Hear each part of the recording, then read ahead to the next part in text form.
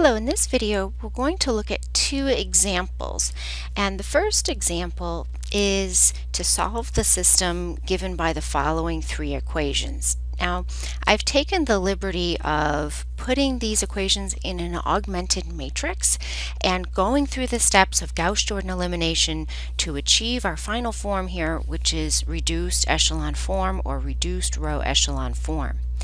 You may want to pause the video for a few minutes and work through these calculations yourself and come back and check your answer. Now, once we have our final answer here, the question becomes, what does this matrix say about our solution? What does it say about the x, y, and z, the points in 3 space that satisfy this linear system? And that's what I want to focus on in this video. So let's read off each of the equations we get from our last matrix here. So the first equation tells us that we get an x plus 0y plus 3z equals 4. The second equation tells us that we get y plus 2z equals 1. And the last equation of all zeros just says 0 equals 0, so we don't have to write that down. Okay. What this means, we have two leading ones right here in columns 1 and 2, and those two columns correspond to the variables x and y. Those two variables x and y are called leading variables. Okay, and since we have the leading ones in those columns, that forces those variables to be leading variables, and we see those leading variables coming out right here. So we can solve for x and y, and so if we solve for x and y, we get x equals 4 minus 3z, and we get y equals 1 minus 2z. But what about z? You might be asking yourself, what about z? So over here in the z column, there is no leading one, and that means that z is what we call a free variable.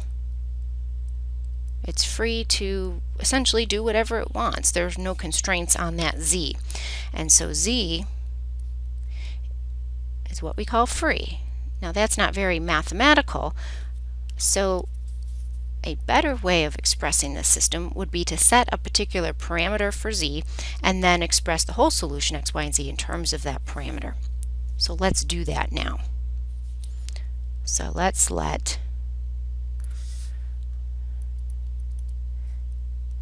z be equal to t, and then that tells us that x is 4 minus 3t and y equals 1 minus 2t. And this is what we call our general solution.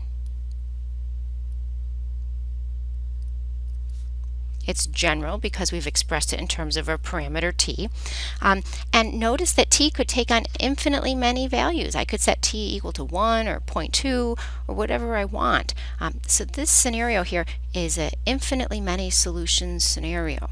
Right? We have 3 cases for solving linear systems, and this is our case where we get infinitely many solutions.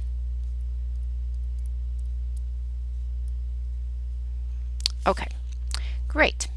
Now, if you want a particular solution, what we mean by a particular solution can be found by setting t equal to a particular real number, like t equals 1. So if we choose a value for t, that will give us values for x, y, and z. So in that case, x would be 4 minus 3 times 1, which is 1. We would get y equals 1 minus 2 times 1, which is a negative 1, and then z equals 1. And so the solution x equals 1, y equals negative 1, and z equals 1, this is what we would call a particular solution.